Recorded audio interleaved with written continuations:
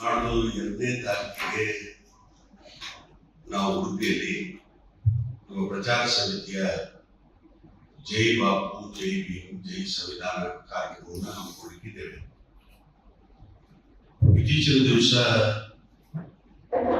ಪ್ರಚಾರ ಸಮಿತಿಯ ಇತಿಹಾಸದಲ್ಲಿ ಪ್ರಥಮವಾಗಿ ನಮಗೆ ಎಐಸಿಸಿ ಅವರು ಹೆಸರು ಕೊಟ್ಟದ್ದು ಪ್ರಥಮ ನಮ್ಮ ಪದಾಧಿಕಾರಿಗಳಿಗೆ.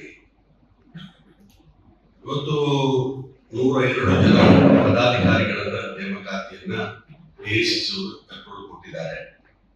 ಅದರಲ್ಲಿ ಸಾಕಷ್ಟು ಜನರು ಉಪಾಧ್ಯಕ್ಷರಿದ್ದಾರೆ, ಚೀಫ್ ಕೋಆರ್ಡಿನೇಟರ್ಸ್ ಇದ್ದಾರೆ, ಅದೇ ರೀತಿಯಾಗಿ ಜಿಲ್ಲಾಧ್ಯಕ್ಷರು ಕೂಡ ಇದ್ದಾರೆ.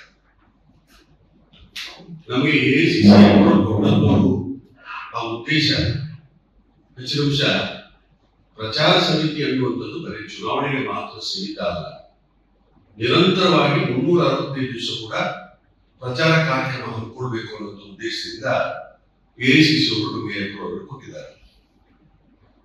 ಆ ದೃಷ್ಟಿಯಲ್ಲಿ ನಾವು ನಮ್ಮ ಸಂಘಟನೆಯನ್ನು ವೃದ್ಧಿ ಮಾಡಿಕೊಳ್ಬೇಕು, ನಮ್ಮ ಸೋಷಿಯಲ್ ಮೀಡಿಯಾವನ್ನು ಬಲಿಷ್ಠವಾಗಿ ಮಾಡಿಕೊಳ್ಬೇಕು, ಸಂದಿಗ್ಧ ವಿಚಾರಗಳಲ್ಲಿ ಪತ್ರಿಕಾಗೋಷ್ಠಿಯನ್ನು ಮಾಡಬೇಕು, ಪ್ರಚಾರ ಸಮಿತಿಯ ಮುಖಾಂತರ ಬೇರೆ ಬೇರೆ ಕಾರ್ಯಕ್ರಮ ಹಮ್ಮಿಕೊಳ್ಬೇಕು ಅನ್ನೋ ಕಾರ್ಯಕ್ರಮ ಹಾಕೊಂಡಿದ್ದೇವೆ.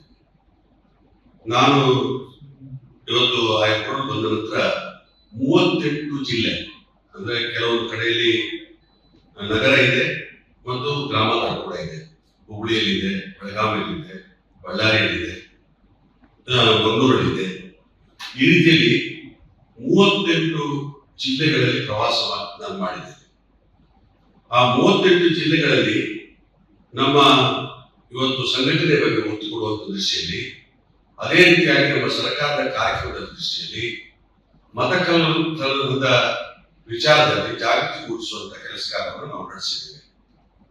ನಮ್ಮ ಸಂಘಟನೆಯನ್ನ ಜಿಲ್ಲಾ ಮಟ್ಟದಲ್ಲಿ ಸಮಿತಿ ಮಾಡಬೇಕು, ಬ್ಲಾಕ್ ಮಟ್ಟದಲ್ಲಿ ಸಮಿತಿ ಮಾಡಬೇಕು, ಆ ಸಮಿತಿಗಳಲ್ಲಿ 23 ಮಂದಿ ಪದಾಧಿಕಾರಿಗಳಿರಬೇಕು.